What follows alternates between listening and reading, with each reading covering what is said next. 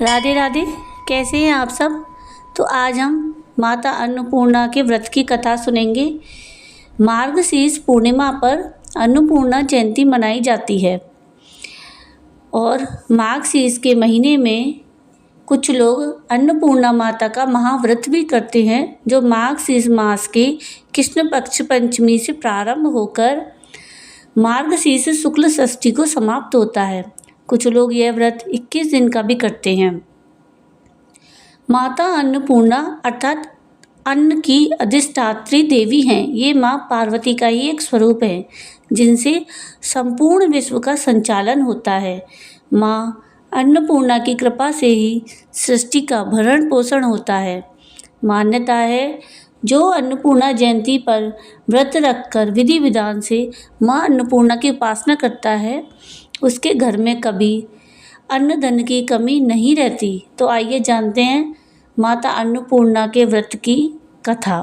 और अगर आपको ये वीडियो पसंद आए तो प्लीज़ इसको लाइक शेयर ज़रूर कीजिएगा और प्लीज़ मेरे चैनल को सब्सक्राइब कीजिएगा और कमेंट में राधे राधे ज़रूर लिखिएगा।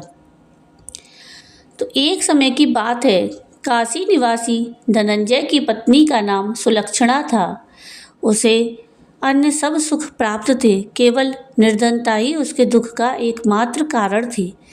यह दुख उसे हर समय सताता रहता। एक दिन सुलक्षणा अपने पति से बोली, स्वामी, आप कुछ उद्यम करो तो काम चले, इस प्रकार कब तक काम चलेगा। सुलक्षणा की बात धनंजय के मन में बैठ गई और वह उसी दिन विश्वनाथ शंकर जी को प्रसन्न करने के लिए बैठ गया और कहने लगा, हे देवादिदेव विश्वेश्वर, मुझे पूजा पाठ कुछ नहीं आता, केवल आपके भरोसे बैठा हूँ। इतनी विनती करके वह 2-3 दिन भूखा प्यासा बैठा रहा। यह देखकर भगवान शंकर ने उसके कान में अन्नपूर्णा अन्नपूर्णा अन्नपूर्णा इस प्रकार 3 बार कहा। यह कौन कह गया, क्या कह गया, इसी सोच में धनंजय पड़ गया कि मंदिर से आते ब्राह्मणों को देखकर पूछने लगा, पंडित जी, ये अन्नपूर्णा कौन है। तो ब्राह्मणों ने कहा, तू अन्न छोड़ के बैठा है, सो तुझे अन्न की ही बात सूझती है, जा घर जाकर अन्न ग्रहण कर। अब धनंजय घर गया, स्त्री से सारी बात कही। वह बोली, नाथ, चिंता मत करो, स्वयं शंकर जी ने यह मंत्र दिया है, वह स्वयं ही खुलासा करेंगे। आप फिर जाकर उनकी आराधना करो। धनंजय फिर जैसे का तैसा पूजा में बैठ गया। रात्रि में भगवान शंकर ने आज्ञा दी और कहा, तू पूर्व दिशा में चला जा। वह माता अन्नपूर्णा का नाम जपता और रास्ते में फल खाता, झरनों का पानी पीता जाता। इस प्रकार कितने ही दिनों तक वह चलता गया। वहाँ उसे चांदी सी चमकती वन की शोभा देखने में आई। सुंदर सरोवर देखने में या उसके किनारे कितनी ही अप्सरा झुंड बनाए बैठी थी। एक कथा सुनती और सब मिलकर माँ अन्नपूर्णा इस प्रकार बार बार कहती थी। यह अगेन यानी मार्गशीर्ष मास की उजेली रात थी और आज से ही व्रत का आरंभ था।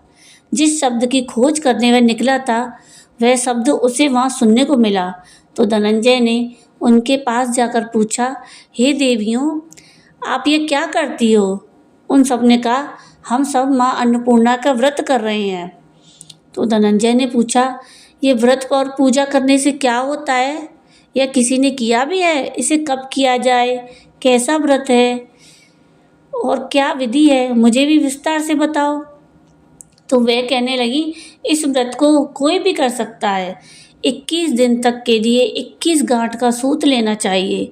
21 दिन यदि ना बने तो 1 दिन उपवास करें और यह भी ना बने तो केवल कथा सुनकर प्रसाद लें। निराहार रहकर कथा कहें। कथा सुनने वाला कोई ना मिले तो पीपल के पत्तों को रख सुपारी या घृत कुमारी या ग्वार पाटे के वृक्ष को सामने रखकर दीपक को साक्षी कर सूर्य, गाय, तुलसी या महादेव को बिना कथा सुनाए मुख में दाना ना डालें। यदि भूल से कुछ पड़ जाए तो 1 दिन फिर उपवास करें और व्रत के दिन क्रोध ना करें और झूठ ना बोलें। तो धनंजय बोला, इस व्रत को करने से क्या होगा। तो वो कहने लगी, इसके करने से अंधों को नेत्र मिले, लूलों को हाथ मिले, निर्धन के घर धन आए, बांझ को संतान मिले, मूर्ख को विद्या आए। जो जिस कामना से व्रत करे, माँ उसकी सब इच्छा पूरी करती हैं। वह कहने लगा, बहनों, मेरे पास भी धन नहीं है, विद्या नहीं है, कुछ भी तो नहीं है। मैं तो दुखिया ब्राह्मण हूँ, मुझे इस व्रत का सूत दोगी? हाँ भाई, तेरा कल्याण हो, हम तुम्हें अवश्य देंगी। ले, इस व्रत का मंगल सूत्र ले। धनंजय ने व्रत किया। व्रत पूरा हुआ। तभी सरोवर में से 21 खंड की सुवर्ण सीढ़ी हीरा मोती जड़ी हुई प्रकट हुई। धनंजय जय अन्नपूर्णा, जय अन्नपूर्णा कहता जाता। इस प्रकार कितनी ही सीढ़ियाँ उतर गया तो क्या देखता है कि करोड़ों सूर्य से प्रकाशमान माता अन्नपूर्णा का मंदिर है और उसके सामने सुवर्ण सिंहासन पर माता अन्नपूर्णा विराजमान है। सामने भिक्षा हेतु भगवान शंकर खड़े हैं और देवांगनाएं चंवर डुलाती हैं। कितनी ही हथियार बांधे पहरा देती हैं। धनंजय दौड़कर जगदम्बा के चरणों में गिर गया।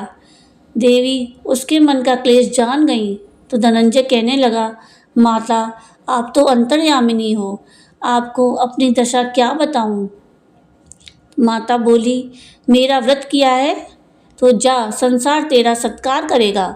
माता ने धनंजय की जिह्वा पर बीज मंत्र लिख दिया। अब तो उसके रोम रोम में विद्या प्रकट हो गई। इतने में क्या देखता है कि वह काशी विश्वनाथ के मंदिर में खड़ा है। माँ का वरदान ले धनंजय घर आया।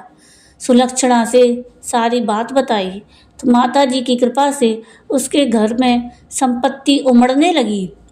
छोटा सा घर बहुत बड़ा गिना जाने लगा। जैसे शहद के छत्ते में मक्खियाँ जमा होती हैं, उसी प्रकार अनेक सगे संबंधी आकर उसकी बड़ाई करने लगे। कहने लगे, इतना धन और इतना बड़ा घर, सुंदर संतान नहीं तो इस कमाई का कौन भोग करेगा? सुलक्षणा के संतान नहीं है, इसीलिए तुम दूसरा विवाह करो। अनिच्छा होते हुए भी धनंजय को दूसरा विवाह करना पड़ा और सती सुलक्षणा को सौत का दुख उठाना पड़ा। इस प्रकार दिन बीतते गए और फिर अगेन मास आया। नए बंधन से बंधे पति से सुलक्षणा ने कहलाया कि हम व्रत के प्रभाव से सुखी हुए हैं, इस कारण यह व्रत छोड़ना नहीं चाहिए। यह माता जी का ही प्रताप है जो हम इतने संपन्न और सुखी हैं। सुलक्षणा की बात सुन धनंजय उसके यहाँ आया और व्रत में बैठ गया। नई बहू को इस व्रत की खबर नहीं थी। वह धनंजय के आने की राह देख रही थी। दिन बीतते गए और व्रत पूर्ण होने में 3 दिवस बाकी थे कि नई बहू को खबर पड़ी। उसके मन में ईर्ष्या की ज्वाला देखने लगी। वह सुलक्षणा के घर जा पहुंची और उसने वहाँ भगदड़ मचा दी। वह धनंजय को अपने साथ ले गई। नए घर में धनंजय को थोड़ी देर के लिए निद्रा ने आ दबाया। इसी समय नई बहू ने उसका व्रत का सूत तोड़कर आग में फेंक दिया। अब तो माता जी का कोप जाग गया। घर में अकस्मात आग लग गई। सब कुछ जलकर खाक हो गया। सुलक्षणा जान गई और पति को फिर अपने घर ले आई। नई बहू रूठकर अपने पिता के घर जा बैठी। पति को परमेश्वर मानने वाली सुलक्षणा बोली, नाथ, घबराना नहीं, माता जी की कृपा अलौकिक है। पुत्र को पुत्र हो जाता है पर माता को माता नहीं होती। अब आप श्रद्धा और भक्ति से आराधना शुरू करो, वे जरूर हमारा कल्याण करेंगी। धनंजय फिर माता के पीछे पड़ गया। फिर वहीं सरोवर सीढ़ी प्रकट हुई, उसमें माँ अन्नपूर्णा कहकर वह उतर गया। वहाँ जा माता जी के चरणों में रुदन करने लगा। माता प्रसन्न होकर बोली, यह मेरी स्वर्ण की मूर्ति ले, उसकी पूजा करना, तू फिर सुखी हो जाएगा। जा, तुझे मेरा आशीर्वाद है। तेरी स्त्री सुलक्षणा ने श्रद्धा से मेरा व्रत किया है तो उसे मैंने पुत्र दिया है। धनंजय ने आंखें खोली तो खुद को काशी विश्वनाथ के मंदिर में खड़ा पाया। वहाँ से फिर उसी प्रकार वह घर आया। इधर सुलक्षणा के दिन चढ़े और महीने पूरे होते ही पुत्र का जन्म हुआ तो गांव में आश्चर्य की लहर दौड़ गई। इस प्रकार उसी गांव के निसंतान सेठ के पुत्र होने पर उसने माता अन्नपूर्णा का मंदिर बनवा दिया। उसमें माता जी धूमधाम से पधारी, यज्ञ किया और धनंजय को मंदिर के आचार्य का पद दे दिया। जीविका के लिए मंदिर की दक्षिणा और रहने के लिए बड़ा सुंदर सा भवन दिया। धनंजय स्त्री और पुत्र सहित वहाँ रहने लगा। माता जी की चढ़ावे में भरपूर आमदनी होने लगी। उधर नई बहू के पिता के घर डाका पड़ा, सब लुट गया। वो भीख मांग कर पेट भरने लगे। सुलक्षणा ने यह सुना तो उन्हें बुला भेजा और अलग घर में रख लिया और उनके अन्न वस्त्र का प्रबंध कर दिया। धनंजय, सुलक्षणा और उसका पुत्र माता जी की कृपा से आनंद से रहने लगे। जैसे माता जी ने उनके भंडार भरे, वैसे सबके भंडार भरे। जय माँ अन्नपूर्णा। राधे राधे। अब आप बताइए, आपको ये कथा कैसी लगी, मुझे कमेंट करके ज़रूर बताइएगा। और प्लीज़ अगर आपको माता अन्नपूर्णा की ये कथा पसंद आई हो तो मेरे चैनल को सब्सक्राइब कीजिएगा और कमेंट में राधे राधे ज़रूर लिखिएगा।